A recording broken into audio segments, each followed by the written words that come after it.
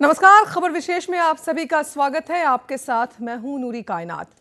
एक समय था जब मध्य प्रदेश का नाम सुनते ही एक ऐसे हिंदी भाषी राज्य की छवि सामने आ जाती थी जो आर्थिक रूप से पिछड़ा हुआ था, जहां ना तो उद्योगों को बढ़ावा मिल रहा था और ना ही कृषि के क्षेत्र में कोई प्रगति हो रही थी।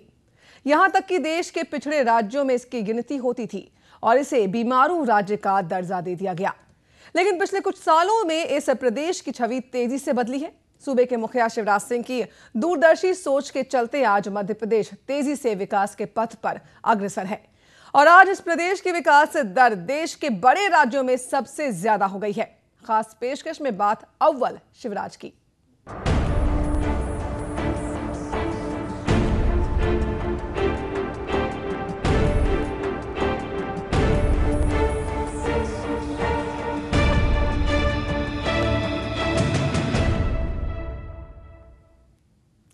कभी बीमारू राज्यों में शुमार मध्य प्रदेश ने विकास दर में बिहार को पीछे छोड़ दिया है। विकास दर की बात जब भी होती है तो बिहार और गुजरात का नाम सबसे ऊपर लिया जाता रहा, लेकिन इसी बीच मध्य प्रदेश ने चुपके से खुद को बीमारू राज्य की छवि से दूर किया है। देश में जीडीपी में खुद को नंबर 1 के पायदान पर खड़ा कर लिया है।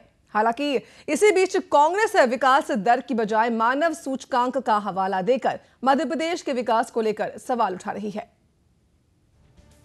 भारत की विकास दर भले ही 5% के आसपास हो, लेकिन मध्य प्रदेश ने विकास दर का दहाई आंकड़ा छूकर खुद को बीमारू राज्यों के कलंक से दूर कर दिया है।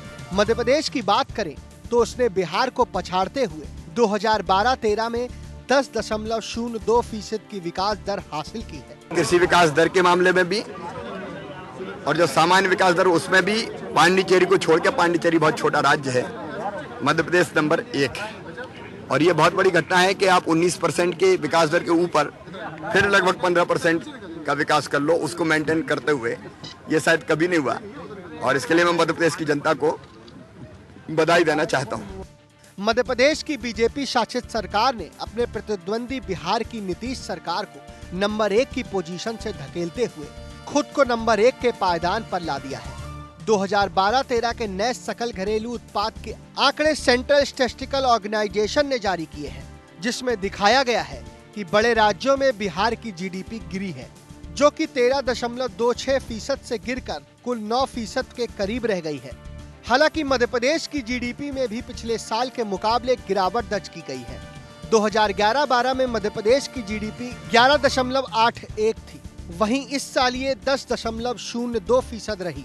लेकिन सरकार का इस पर तर्क है कि उसने लगातार दहाई का आंकड़ा बनाए रखा है और इसका श्रेय प्रदेश के मुखिया शिवराज सिंह चौहान की कार्यक्षमता को जाता है। हम शांतिपूर्ण तरीके से प्रगति और विकास के काम में दत्तचित्त होकर के तन्मयता के साथ, पूरी एकाग्रता के साथ में अपने मुख्यमंत्री जी माननीय शिवराज सिंह चौहान के नेतृत्व में काम कर रहे हैं, जिसका परिणाम है कि आज देश के अंदर नंबर 1 मध्य प्रदेश हो गया है। 18 घंटे जो मुख्यमंत्री लगातार रात दिन काम करेगा, स्वाभाविक रूप से उस प्रदेश की विकास दर की कृषि दर 18% तो होगी ही। राज्य सरकार के पक्ष में आंकड़े आए तो विपक्ष कैसे खामोश रह सकता है। कांग्रेस ने तो मध्य प्रदेश के विकास पर सवाल ही खड़े कर दिए हैं। ग्रोथ रेट की बात बार बार करती है मध्य प्रदेश की सरकार।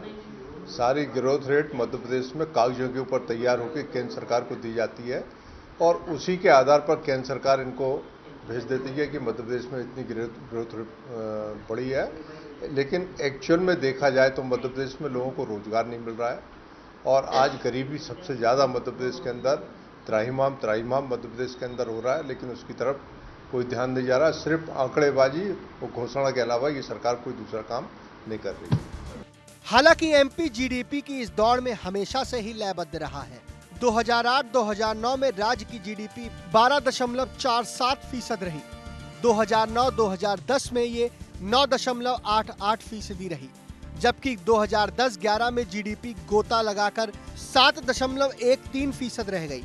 लेकिन अपने आप को संभालते हुए 2011-12 में 11.81 पर फिर लौट आई और अब विकास दर में पहले पायदान पर पहुंचकर मध्य प्रदेश ने खुद को बीमारू राज्यों की श्रेणी से उबार लिया है। खबर भारती के लिए भोपाल से अतुल पाठक की रिपोर्ट।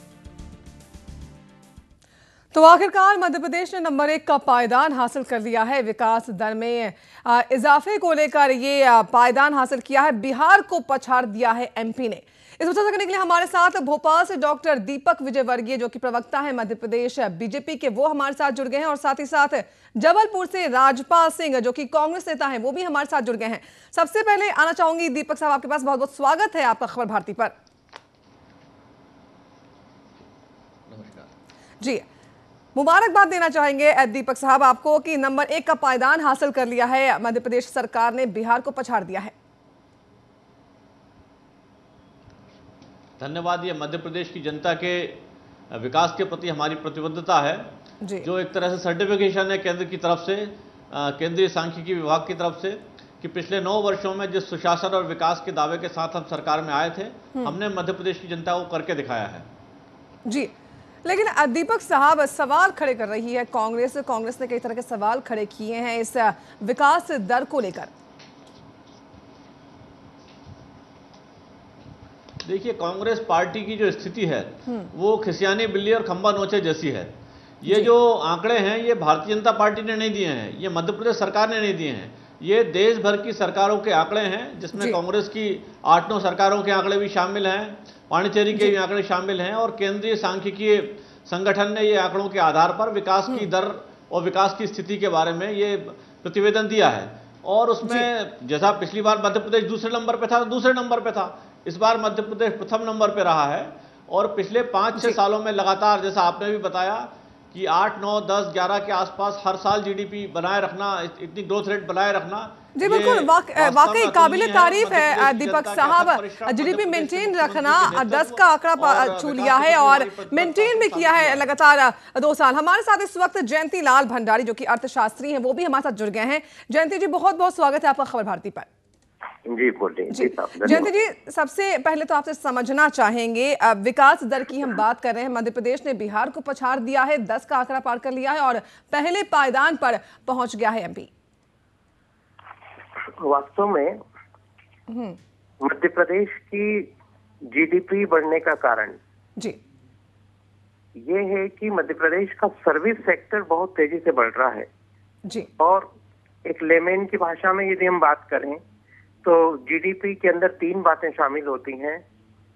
किसी भी देश का या प्रदेश का जी, जो एग्रीकल्चर सेक्टर होता है, जो इंडस्ट्रियल सेक्टर होता है और जो सर्विस सेक्टर होता है, इन तीनों में तो मध्य प्रदेश के विकास का तेजी से आगे बढ़ने का, जीडीपी बढ़ने का खास कारण ये है कि मध्य प्रदेश का सर्विस सेक्टर बहुत तेजी से बढ़ा है।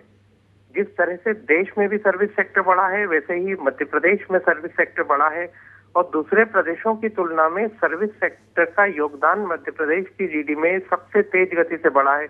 और परिणाम सामने है कि मध्य प्रदेश जीडीपी में बहुत तेजी से आगे बढ़ता हुआ दिखाई दे रहा है। तो ये खास कारण है जीडीपी बढ़ने का मध्य प्रदेश का सर्विस सेक्टर।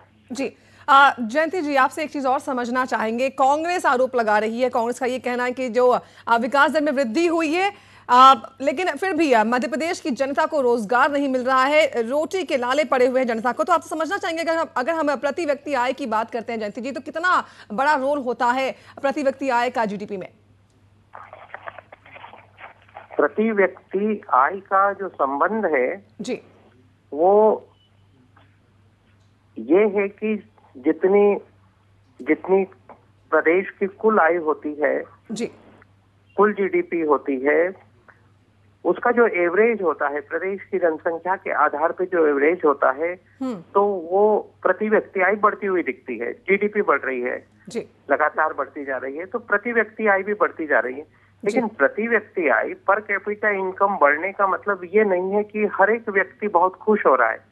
समाज के कुछ लोग बहुत तेजी से आगे बढ़ रहे हैं, देश में भी बढ़ रहे हैं, दुनिया में भी बढ़ रहे हैं जी। तो उनकी आमदनी लगातार बढ़ रही है, लेकिन समाज के अंदर बहुत सारे लोग कमजोर वर्ग के भी हैं, गरीब वर्ग के भी हैं, निम्न गरीब वर्ग के भी हैं, और उसके कारण उनको उतनी खुशहाली नहीं मिल रही है जितनी समाज के एक बड़े वर्ग को मिल रही है। तो पर कैपिटा इनकम भी बढ़ रही है, लेकिन हर एक बहुत खुशहाल हो गया ऐसी बात भी नहीं है। लेकिन फिर भी दूसरे प्रदेशों की तुलना में मध्य प्रदेश में ऐसे प्रयास हो रहे हैं कि लोगों की संतुष्टि बढ़े और लोगों की खुशहाली के कुछ न कुछ संकेत स्पष्ट दिखाई दें। जी बिल्कुल जयंती जी, आप बने रहिए हमारे साथ। इस बीच हमारे साथ राजपाल सिंह जबलपुर से जुड़े हैं कांग्रेस नेता के तौर पर। राजपाल जी, विकास दर की हम बात कर रहे हैं। मध्य प्रदेश ने बिहार को पछाड़कर पहले पायदान पर जगह बनाई है। आपसे जानना चाहेंगे कि कांग्रेस की शिकायत क्या है, आखिर सवाल क्या है जो आप उठा रहे हैं? पहली बात यह है कि प्रत्येक नागरिक ने अपनी अपनी जगह पे बहुत ईमानदारी से काम करके इस जीडीपी को बढ़ाने में अपना काम किया। दूसरी बात यह है कि हमारी सरकारों ने नींव रखी, उसके ऊपर कंस्ट्रक्शन करके इमारत बना के बिल्डिंग के ऊपर लेंटर डाल के अच्छे शब्दों में इन लोगों ने उसको आगे बढ़ाया। अब सवाल इस बात का है कि जिस ढंग से ये लोग बता रहे हैं कि हर आदमी बहुत खुशहाल हो गया और बहुत ज़्यादा लोगों की इनकम बढ़ गई, ऐसा नहीं। ज़मीनी स्तर पे ये बात बिल्कुल सच है कि कुछ लोग बहुत गरीबी के दायरे में जी रहे हैं, कुछ लोग थोड़ा बहुत लाभ भी ले रहे हैं, परंतु जितना ज़्यादा ढंग से यहाँ बताया जा रहा है ज़मीनी स्तर पे उतना कुछ नहीं है जी। और सच्चाई ये है, ज़मीनी आंकड़ों पे अगर आप देखेंगे तो आपको लगेगा कि बहुत ज़्यादा सुधार नहीं हुआ। हाँ, इसमें केंद्र सरकार ने भी बहुत मदद की है। मनरेगा है, JNRU जैसी योजनाएं हैं और केंद्र सरकार ने वर्ल्ड बैंक से लोन लेने के लिए, ADP से लोन लेने के लिए समय समय पे गारंटी समय पे दी। ये सब चीजें केंद्र की वजह से उपलब्ध होने के बावजूद तब कहीं जाकर के ये स्थिति निर्मित हुई। ऐसा नहीं है कि सिर्फ प्रदेश सरकार ने सब कुछ करके सब ठीक कर लिया।